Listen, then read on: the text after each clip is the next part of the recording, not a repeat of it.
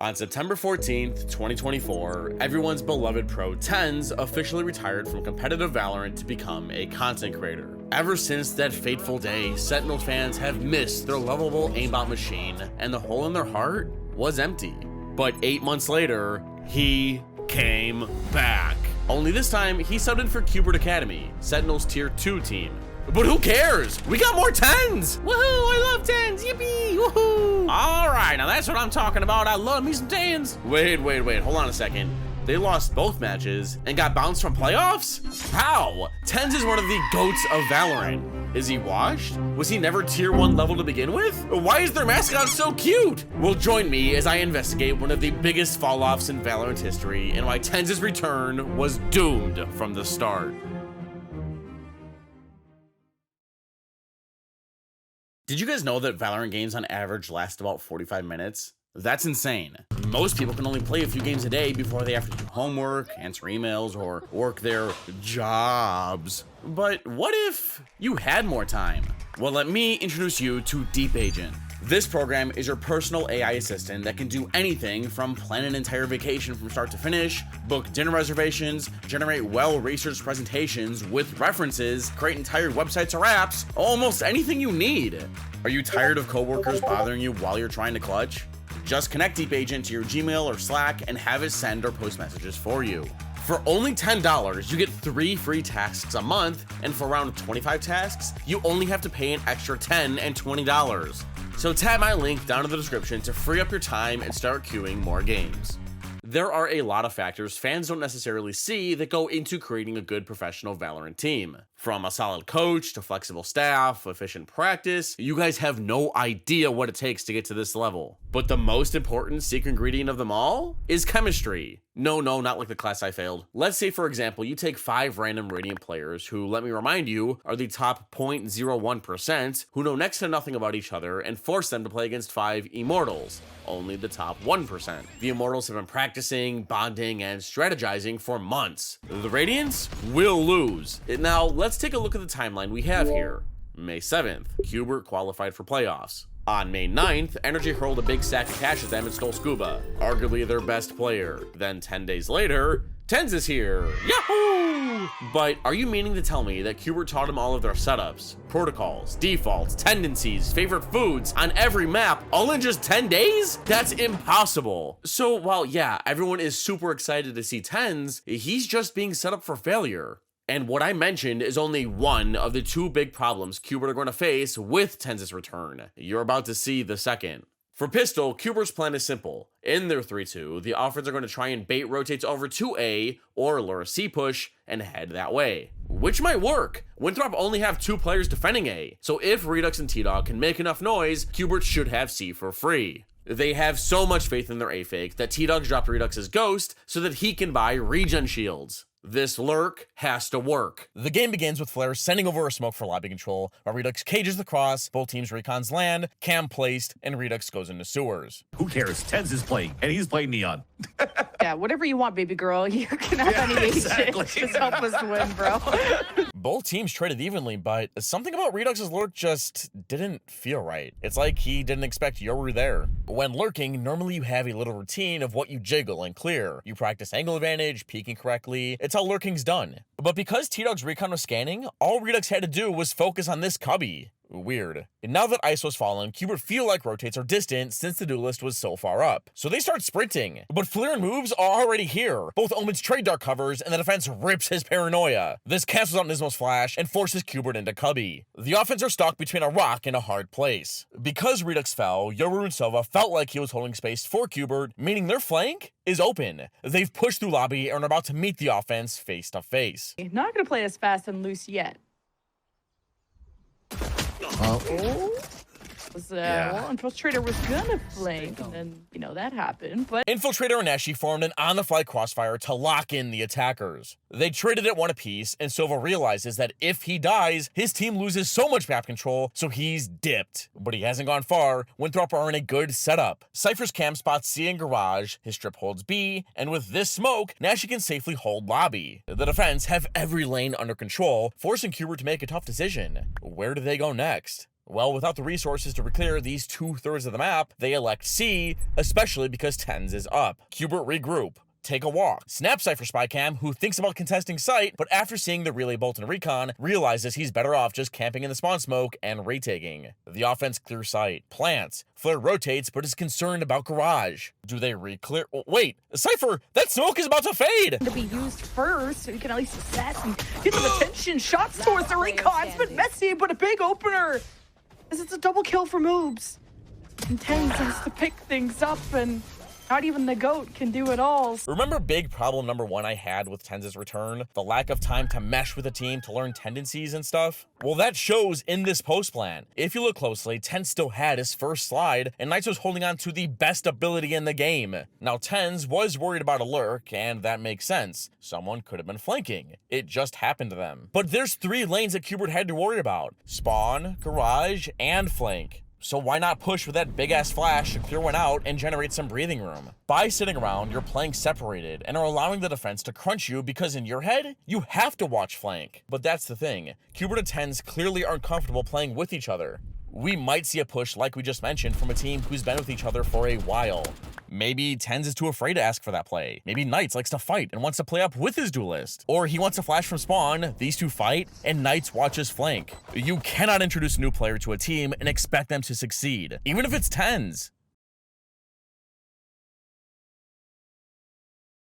Now, yes, the team is not synergized since they've just been paired with a brand new duelist. But at the same time, it is TenZ. He's one of the best duelists in the world and can make plays anywhere and at any time. Use that to your advantage. Qbert are so confident in their prodigy that Nismo's gifted him an outlaw so TenZ can buy full armor on a round that should be their save. Now, this could be some form of anti-strat. Maybe Qbert did their homework and know that Winthrop loves buying half armor on their anti-ecos, which they'd be 3/5 right. Pile on a Guardian plus full armor for Redux with a loan from a teammate, and I like this buy from Qbert. It's so bold and unexpected that it should take the defense by surprise. And forcing up like this on offense is great as naturally you're grouped up, like in Qbert's 5-man A push compared to the defense's 2-1-2. These guys might get overwhelmed. The round starts with a flash from the offense into short and an exchange of recons. Recon out and getting a ping. Yoru was forced to leave, allowing TenZ to post up on the long line. But with Cypher Strip holding B and Spycam Garage and C, the defense shift towards A to reinforce the Sova, who only has a ghost. Omen smokes long, while one of Sen's only 2 rifles solo walks down sewer. Sense of how Winthrop like to hold A. Got a camera out, up close in sewers. You're gonna drone out, see who's there, and Redux is ready to fight. The Guardian falls, but ISO, where are you going? Even while ping, big win for. What is wrong with you? Okay, so because Redux died by himself here last round, I think Ali assumed he was solo again and wanted to protect the theoretical only win condition the offense had, the Guardian. He didn't think the rest of Qbert would be so close, and Ashy's instinct was to trade. Now up a player and the gun advantage even, Sen's new play is to do nothing. The defense are down 1 and need to do something, so eventually they should run into TenZ's outlaw. So for the next 20 seconds, the offense look at flank and regroup together on long since they've created so much pressure in short. Said pressure should make the defense feel like attackers are in there. But after a while, Moobs leaves to anchor a site, but I wish they did something aggressive with Infiltrator's flash, because now it's a 2-on-4. To start. Good fault line from Nismo, and Winthrop have to now battle through the smokes, depending on how Lazor wants to pop out. Infiltrator with a big tube. Timing. Now it's just Moobs in a 1 versus 2, and he's good effort, but not enough against Qbert. TenZ and friends lost against the Eco, and I'll be honest, they kind of got unlucky. Thought Moobs was gonna have a good tap there. A lot of smokes are hindering Qbert, and maybe they shouldn't be spamming so that the defense can't see their tracers, but that's kind of a stretch. Next, Flare hits some nice shots, and TenZ forgot to clear this cubby. Then, 4 versus 2 is very hard to win, even with better weapons. Have better weapons to work with in the post plan, because nobody really picked up, and only Flare finally picked up a rifle here. Shot bolts and recon so annoying out of Nasi and Qbert. A round that should have been a layup for Qbert was stolen.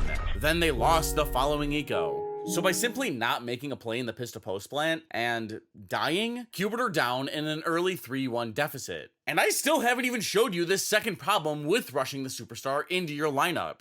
But TenZ has been in positions like these before. The best of the best know how to bounce back. In their 0-3-2, the bulk of the offense is going to pressure Garage while the defense have bust out every low elo player's favorite weapon to complain about, the op. In their 2-1-2, Silva's going to use his reconnaissance to set Yoru up on this line and leave to bolster the rest of the map. So is this elo cannon going to catch Qbert off guard? Maybe, because they start the round by doing a bunch. Smoke and flash for long, TP across, spot cam for mid, and recon for Garage. The defense used their own dart, but it got shot. Mid and lobby belonged to Qbert, and they decided to wait for a minute. Is Winthrop going to respond? Nope. Breach and Omen double swing short with their fault line and headlong. Qbert's next step is to apply major pressure on Garage and rejoin their Breach and Omen to go A. That starts with a smoke for Link. Breach. For their opponents to get more than 5 or 6 rounds. Okay, now here's the problem with Sen's plan, and I'm going to dive into this harder later in the round. But in a default, there's normally a strong side and a weak side. This A default was the weak, Garage one was the strong. Usually against a default, the defense will retaliate by fighting the offense head on or taking a different part of the map, whether it's for info, a setup, or part of their game plan, whatever. So if Qbert want to heavy take Garage, the A players need to chillax. They got lucky just getting this far out of lobby. Especially against a double duelist comp, you'd expect the defense to take plenty of fights, since that's what they do. And on top of all that, you're playing against a Yoru. It isn't safe to venture out without a drone when this guy can be in a million different off angles. So, remember this bad default. I'll come back to it later. Nismo got too map control hungry, and Infiltrator found the first blood. The op did catch Qbert off guard. Now, Yoru is out, and Nashi drones short to buy Yoru time to come back and safely get on this line. While he's coming back, Qbert have completed the Garage default and are on their way back to A. They're traveling, and Redux has moved up to B to snap a trip. So the defense have lost most of A and Garage, so with the spy cam clearing under a window, the pings are there, ISO rips his double tap, undercut, and retakes the entire part of the map on his own. I told you, these duelists are going to duel. Even up a player, map control is king to this comp. Alright, that's enough yapping. Qbert are ready to go. Have up their sleeve. Yeah, it's a simple just take the site. They should smoke. I mean, they should have smoked heaven at this part. Remember when I was moaning and groaning about how TenZ and Qbert had zero time to mesh? This is why. If you listen to TenZ's VOD, he asked to slide peek into site to destroy the op. I can just slide peek this. I can slide peek this. Ready? 3, 2, 1. Have an opping. That's not a bad plan. How are you supposed to hit this? But the problem is that we don't know if his teammates are ready to go with him. Maybe Knights didn't think TenZ would go right away and needed time to smoke. Qbert are used to playing Neon, but not TenZ's Neon. By rushing a team together, you can run into problems like not having smokes ready, one end of the default going before they're supposed to. These chemistry issues are apparent in professional Valorant. But they got the trade, and a 4 versus 3 isn't too bad. Sova sticks around, but hops away after a few shots. But Knights killed moves. He never expected this aggressive Omen play. But now, he's gotta move before he gets ISO ulted. Plan for Qbert. Thankfully, finally Knights gets a pick. And Winthrop lose the op too, so Qbert equal numbers. ISO lost! Flare went up to trade, but Knights plops on the ground like a turd in a toilet. He's safe. Winthrop had the advantage, but blew it. Can they clutch the 2v3? Not feeling like he has enough time to flesh out these zones, and Nazi tries to do it all on his own. Now it's just up to Flare. Good paranoia. She could have combined that with his teammate. Perfectly synchronized, but now time is running out, and Qbert have all their bases covered as Flare chases down this last person. T-Dog is running for his life, buying time, and still stays stoic at the end. And that's how you play the perfect 1v1. Both teams have one of the most flexible ults in the game. Sova's Hunter's Fury. It can be used to space out on execute, form a trap, or go for a big brain solo kill. And both teams are going for one of those three. Nashi's ulting off Yoru's contact. That's a trap. Yoru's the trigger, but T-Dog's ulting to help carve his team a path into sight. Who's got the bigger laser? Well, size doesn't matter. The barriers fall and both teams trade smokes and recons. But Qbert have adjusted for the op. But Winthrop adjusted for the adjust and have adjusted their op into short. A much better chance for Qbert Academy to win that round. Hunter's Fury early from Nasi, detecting something from Hubert over at A. Yoru called out that tangos were in lobby, and ISO was on standby to pile on his undercut to Silva's Hunter's Fury. This was a mega trap, and the Lazor forced Nismo out into Infiltrator's crosshair. But just because the attackers are down, that doesn't mean they're out. There's a high chance that short is empty because Yoru just teleported away, so T-Dog jiggles for a bit of safety and tells his team to get ready. I want to see TenZ activate, especially with the overdrive, and that's an offensive Hunter's Fury, and Winthrop hits backs against the wall, but there's a bite from Winthrop. They will not be evicted, not without a fight. But Hubert did a great job at trying to recover this round, and here it looked like TenZ has been a part of this team for ages. I just don't know how Nashi hit this shot while full stunned. But we just saw T-Dog clutch last round. Can he dissect Winthrop's last players? left with a bark, and against Moops and Alley, just kind of a sort of high-low going. Okay, well, T-Dog has a lot of time left, so he backs down. But by doing so, he threatens that he can come from long, which will break these two up. To combat this, Winthrop go hunting. Faking, making it look like he's maybe moved through main. And had this isolated 1v1 against Alley, but he stands tall. Winthrop lead by 2. Hubert take a timeout to bring back a Prime Sentinel strat. TenZ, what? Go kill! Oh! Hubert don't have a lot of money, but what they do have are TenZ and his finger blasters. But Winthrop know this too, and are shaking in their boots. It's TenZ with an ult. So Hubert are firing their superstar down mid and into B to tear it up and drag over rotates while the rest of the attackers sneak their way onto A. But is that going to work? There's 3 defenders in mid, including the op. In Winthrop's timeout, they probably talked about how Sen haven't had much success on A, so they're going mid. But Hubert are predicting the prediction. They still want to end A. The round starts with TenZ zooming around Haybale. He jump spots, Nismo jump spots, and they go. Rules for him to go back into the controller rules. Oh, wow. Now, if we slow that down, we'll see that the flash is just mistimed. Maybe I'm being too harsh or have a lot of hindsight, but if TenZ is going to run into sight, we need to make sure the flash is going off as he's going in. Hubert's win condition is to have TenZ live or at least get one before dying. So why not invest another flash, especially because TenZ saw Omen top site, or use a fault line, or just something so that TenZ doesn't die. But then again, is Hubert comfortable running this play? What are Nismo's flash timings like? What are TenZ's entry timings like? These are questions that are ironed out in weeks and weeks of practice. I mean, it is a solid plan, but we won't see it work because this team was kind of put together last second. If you don't believe me, TenZ said it himself on stream. It's tough with like only like how we had like 3 days of practice.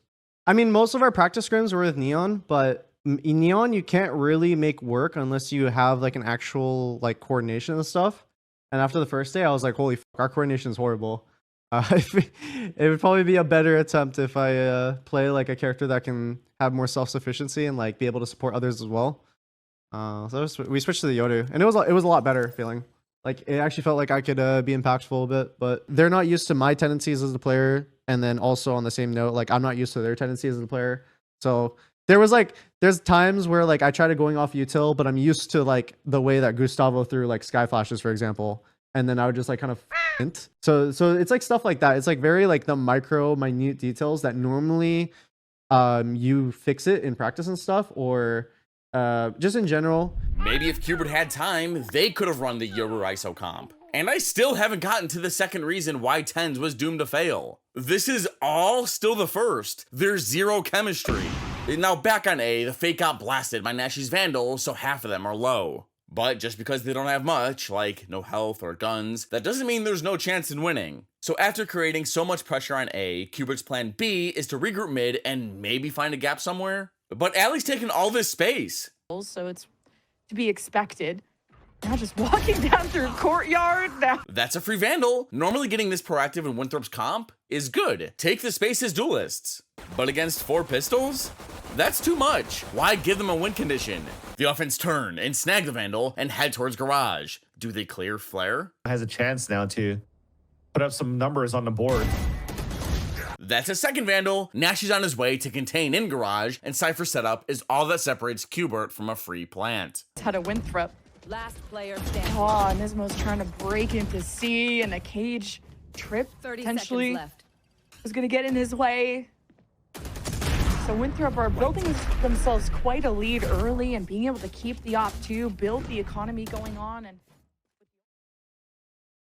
Winthrop have done well to constantly keep TenZ down and punishing Cubert's lack of poor synergy. But you gotta keep in mind, this is tier 2 Valorant, so you're not always going to see the best decision making or chemistry from every team. Next round, Yoru peeked out of garage, baited out by all the noisy attackers made on A, but he kept his butt exposed to hay bale. But I like the idea. So you had the undercut coming out here from the... Then Moobs tried swinging as the neural theft was going off to surprise Cubert. I know Flick exactly was where you are. gonna hit from Infiltrator too, and that's such a big win condition you remove Then ISO realized he was being pinched and had to fight either garage or long. theft.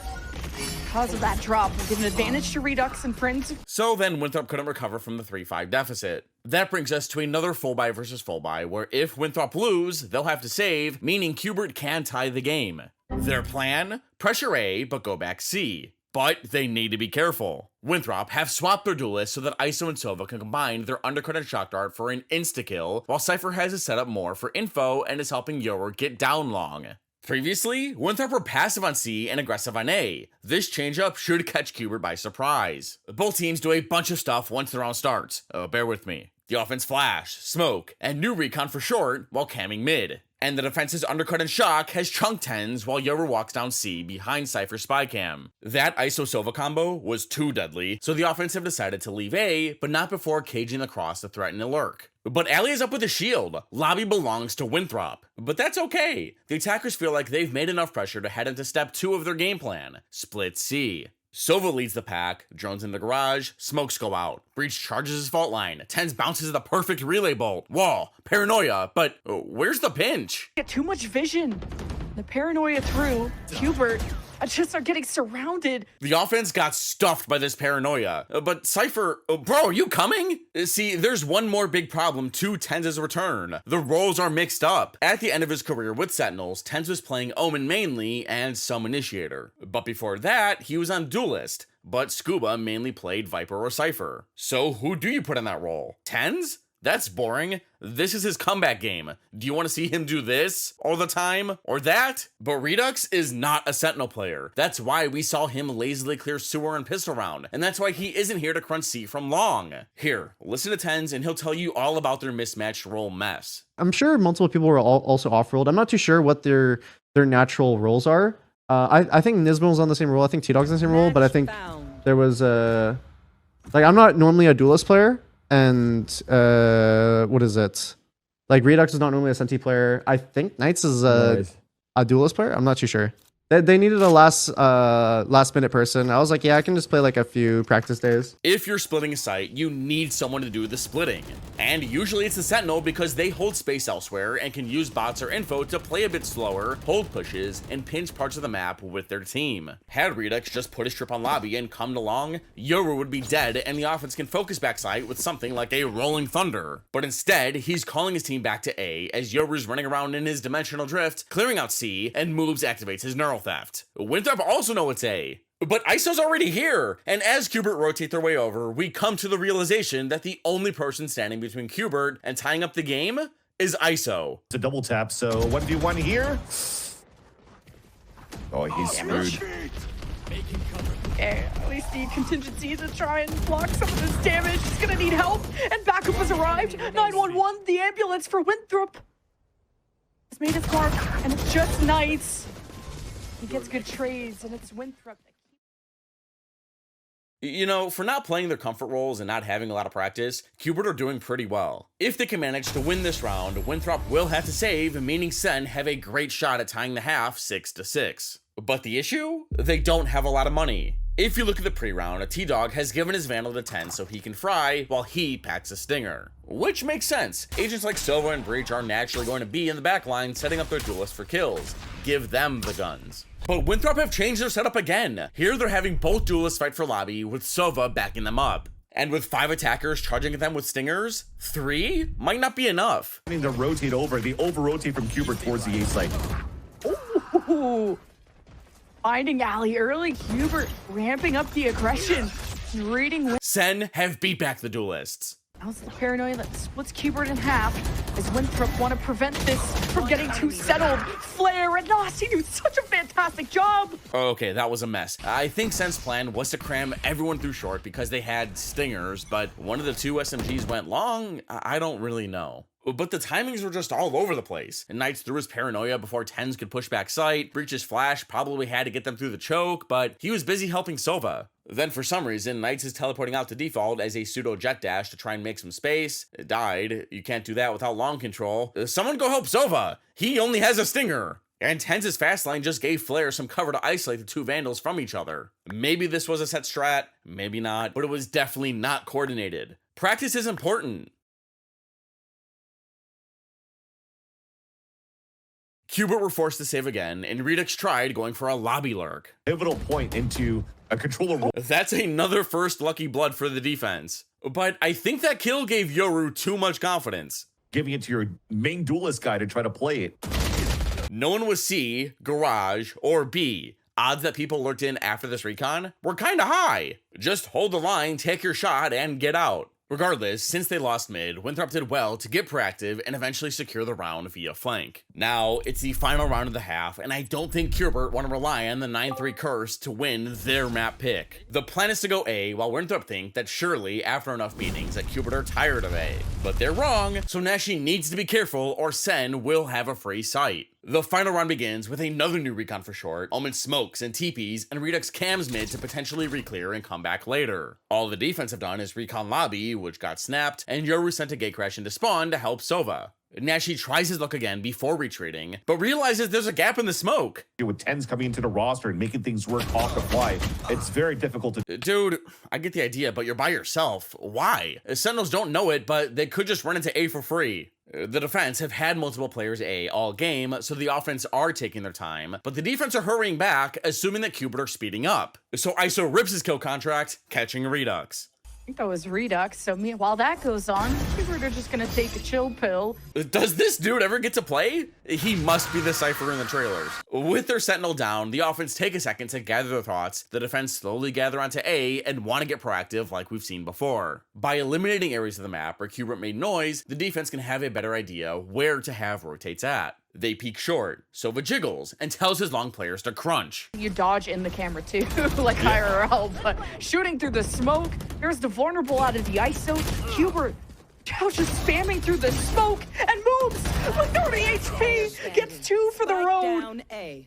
TenZ got the entry and Qbert were up 4-3, but they froze as soon as this smoke spawned in. It creates a major headache for the offense as defenders could be in it, outside, backside, in a crossfire. It is a pain. But usually, coordinated teams have specific ways they like to deal with said sight smokes. That could be a flash, a double peek, as someone jumps out to drag the crosshairs on them. But here, the attackers just leaked out one at a time. And Knights thankfully cleaned up with a 6 spray transfer, and it's a 1-on-1. Knights scoops up the spike, plants, but kinda has to play hell. No one has seen Yoru all round, and he could be anywhere. But from spawn, Infiltrator realizes he's late and only has an op. Clearing everything out is going to take too long and is really hard to do, so he needs a distraction before making a ballsy play. He heads to the top rope, but pops a decoy from spawn as soon as he gets up there, and Knights is baiting on the bait. Will be in heaven.